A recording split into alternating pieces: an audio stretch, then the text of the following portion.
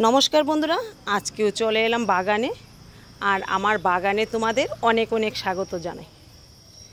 तो बंधुरा आज के प्रथमे बोलছি आज के दुईटा आनंदेर खबर आछे। तो कि सेटा तुम्हादेर एकटू परे बोलছি, आगे गाछगुलिके एकटू ब्रेकफास्ट दिए निই। तो एगुलिके ब्रेकफास्टই बोलते पारो। এই যে প্রতিদিন বা একদিন অন্তর অন্তর আমি গাছের জন্য প্রচুর পরিমাণ খাবার নিয়ে আসি ঘর থেকে। আর এই খাবারগুলা গাছ কিন্তু দারুণভাবে খায়। তবে এর সাথে চা হলে কিন্তু খুবই ভালো হতো। আর চা নেই সেটাও বলতে পারবো না। এই যে ভাতের ফেনের সাথে আমি কিছু বা কিচেন ওয়েস্টের সাথে কিছু চা করে যে চা পাতাগুলি থাকে সেই চা পাতাগুলিও দিয়ে দিই। তো হয়ে গেল তো চার আয়োজন। তো যাই হোক, যে খাবারটা ঘর থেকে আনি গাছ কিন্তু দারুণভাবে খায়, সেটা আমার বাগান দেখেই তোমরা বুঝতে পারো। আর দেখো চাল কুমড়া গাছটা তো একদম লতিয়ে গেছে। তো ছোট একটা আমি বাউনি দিয়েছিলাম এর মধ্যে, সেই বাউনিটাকেও বেয়ে আর একটু উপরে উঠে গেল। তো আজকে একটু বড় বাউনি দিয়ে দিলাম। আর দেখি কবে মাচাটা দেওয়া যায়। আর এখানকার ডাটা শাকগুলিও দেখো অনেকটা বড় হয়ে গেছে। আর কি কারণে বড় হয়েছে একদিনের মধ্যে সেটাও তোমাদের বলবো। আর এখানে ঝিঙে গাছগুলি দেখো লতিয়ে গেছে, আগে এর বাউনিটা দিয়ে দিই, তারপর বলছি কি কারণ। দেখো আর মনে হয় এক সপ্তাহের মধ্যে গাছগুলি মাচায় উঠে যাবে। তো আমি এর মধ্যেই মাচা দিয়ে দেব, কারণ মাচাটা দেওয়া এখন খুবই প্রয়োজন। মাচা না দিলে গাছগুলি মাটিতে পড়ে যাবে। আর শুধু এই গাছটা নয়, বাকি যে গাছগুলি আছে ঝিঙে গাছগুলি সবগুলি কিন্তু লতিয়ে যাচ্ছে। তো এখানে দুইটা ঝিঙে গাছ একটু বেশি বড় হয়ে গেছে, তো এইগুলিকে আগে দিয়ে নিই। আর কালকে এখানে যেহেতু ডাটা শাকও উঠলো, এর সাথে ঢেঁড়স গাছও আছে, কালকে এখানে কিছু খোল পচা জল আছে সেটা দিয়ে দেব। আর দেখো এই গাছগুলির অবস্থাও কিন্তু খুবই ভালো। তো বন্ধুরা আজকে যে প্রথম খবরটা খুশির সেটা হলো যে কালকে কিন্তু একটু ভালোই বৃষ্টি হয়েছে। আর বৃষ্টিটা পেয়ে গাছগুলি যেন আজকে আমার দিকে তাকিয়ে খুব মিষ্টিভাবে হাসছে।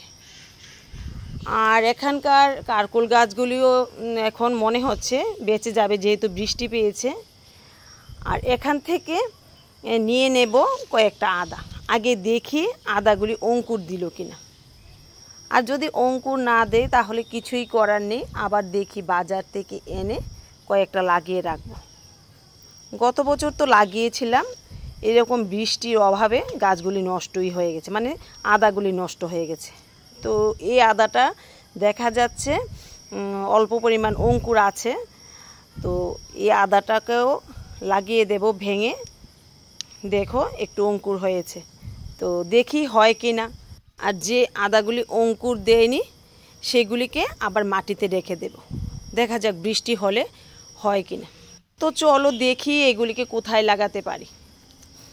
আর এখানকার বস্তাগুলি তো তোমরা দেখলে, আমি এর মধ্যে কুমড়ো শাকগুলি তুলে আবার কিছু খাবার দিয়ে রাখলাম। আর মনে হচ্ছে মাটিটা একটু উর্বরী হয়েছে। আর মাটিটা দেখো একদম ঝুরঝুরে। আর বস্তাতে মাটি দিলে এরকমই ঝুরঝুরে থাকে। তো এই বস্তাগুলিতেও আমি বালি, ছাই আর নর্মাল মাটি দিয়ে বস্তাগুলি ভরে নিয়েছিলাম। তো প্রত্যেকটা বস্তাতেই এরকমভাবে খাবার দিয়ে আমি তৈরি করলাম। আর এখন এর মধ্যে নতুন কোনো খাবার দিতে হবে না, এমনিতে আদাগুলি লাগিয়ে রাখলে হয়ে যাবে। তো এখানে 3টা বস্তাই আছে, তো 3টা বস্তাতে দিয়ে দেব। আর ওই সাইডে কয়েকটা বস্তাতে আমি তো তোমরা দেখলে যে লঙ্কা গাছগুলি এনে লাগিয়ে দিয়েছিলাম। তো মনে হচ্ছে লঙ্কাগুলি বেশি আর ভালো হবে না, দেখা যাক। সে লঙ্কা গাছগুলি তুলে আবার আদা লাগিয়ে দেব। আর এখানে আদাটা বেশি একটা ভালো নয়, তো দেখো একটু একটু অঙ্কুর দিয়েছে, তো এটাকেও দিয়ে দিলাম। আর এই বস্তাতে দেখো একটা তো ঢেঁড়স গাছ দিয়েছি। আর বৃষ্টির অভাবে এতদিন তো গাছটা যায় যায় হয়ে রয়েছে, এখন যেহেতু বৃষ্টি হয়েছে এখন গাছটা মনে হচ্ছে ভালো হয়ে উঠবে। আর এখান থেকে এই আদাটা মনে হয় না হবে, তারপরও দিয়ে রাখি, হলে তো হবেই, না হলে তুলে আবার রান্নার কাজে ব্যবহার করব। তো বন্ধুরা তোমরাও এখন কিছু আদা লাগিয়ে রাখতে পারো, তাহলে ঘরের চাহিদাটা কিছু মিটিয়ে যাবে। আর এখানকার ঢেঁড়স গাছটা দেখো মনে হচ্ছে ভালোই হবে, আর কালকে তো বৃষ্টি পেয়েছে, এখন যদি কয়েকদিন বৃষ্টি পায় গাছগুলি অনেক সুন্দর হয়ে যাবে। আর দেখো এখানে ধনেপাতার ফুলগুলিও খুব সুন্দর লাগছে, এই ফুলগুলি ঝরে আবার নতুন ধনে গাছ উঠবে। তো চলো বন্ধুরা এখান থেকে কিছু কচু শাক তুলে নিই। আর তোমাদের তো আমি বলি যে বিনে পয়সার শাক সবজি, এই দেখো এগুলি কিন্তু বিনে পয়সার শাক সবজি। তো কচু গাছে তো কোনো সারই দিতে হয় না, কোনো খাবার দিতে হয় না, এমনিতে হয়ে থাকে। তারপরও যেহেতু বৃষ্টি নেই, আমি এর মধ্যে একদিন খৈল পচা জল দিয়েছি আর একদিন ভাতের ফ্যান দিয়েছি, তাতেই দেখো কত সুন্দর আজকে কচু শাক পেয়ে গেছি। তো তাই তোমাদের বলি যে সব সময় কিন্তু পয়সা খরচ করতে হয় না, এমনিতে আমরা শাক সবজি পেয়ে যাই।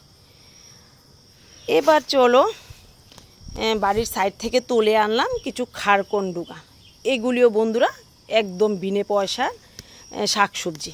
শাকসবজি বললাম কেন, পাতাগুলি শাক হিসেবে খাওয়া যায় আর ডোগাগুলি সবজি হিসেবে খাওয়া যায়।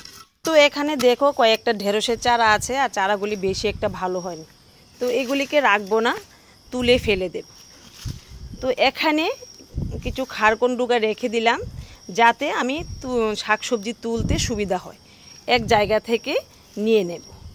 তো বাড়ির সাইডে কিন্তু আরও প্রচুর রয়েছে। তো দেখো এইভাবে লাগিয়ে দিলাম, এগুলো লাগানোর কোনো নিয়ম নেই, এমনিতেই ফেলে রাখলে কিন্তু হয়ে যায়। আর এই গাছগুলিতে দেখো আবার সুন্দর বেগুন চলে আসলো। আর এখন তো বৃষ্টি হয়েছে, এখন কিন্তু মাঝে মধ্যে বৃষ্টি হবে, আর আমার বাগানটা দেখবে আবার সবুজ হয়ে যাবে, মানে শাকসবজিতে ভরে যাবে। তো আজকে আমাদের তো শাক খেতে হয়, এমনিতে তো আমি প্রতিদিন শাক রান্না করি, তো আজকে কিন্তু আমাদের নিয়ম শাক খাওয়া। তো এখানে যেহেতু কয়েকটা নটে শাক হয়ে রয়েছে সুন্দরভাবে, তো এখান থেকে কিছু নটে শাক নিয়ে নেব। আর বন্ধুরা দ্বিতীয় খুশির খবর হলো এই যে দেখো আমি যে পটল চারাটা দিলাম, এটা কিন্তু 1 আঙ্গুলের মতো লতিয়ে গেছে, মানে গাছটা পাতা দিয়েছে, দেখো 2টা পাতা দিয়েছে। তো আমার কাছে যেহেতু আনন্দের খবর, তাই তোমাদের আমি বললাম, কারণ তোমাদের সাথে তো সব কিছু শেয়ার করি। তো এবার চলে আসলাম বাগানের এই সাইডে। আর দেখো এখন তো টমেটো বেশি নেই, আর যেহেতু বৃষ্টি হয়েছে নাকি মাটিতে লেগে রয়েছে বুঝতে পারলাম না, কয়েকটা টমেটো পচেও গেছে। আর বুঝতে পারছি না গতদিন যে আমি টমেটোগুলি তুললাম সেগুলিও কিন্তু ভেতরে পোকা হয়ে গেছে।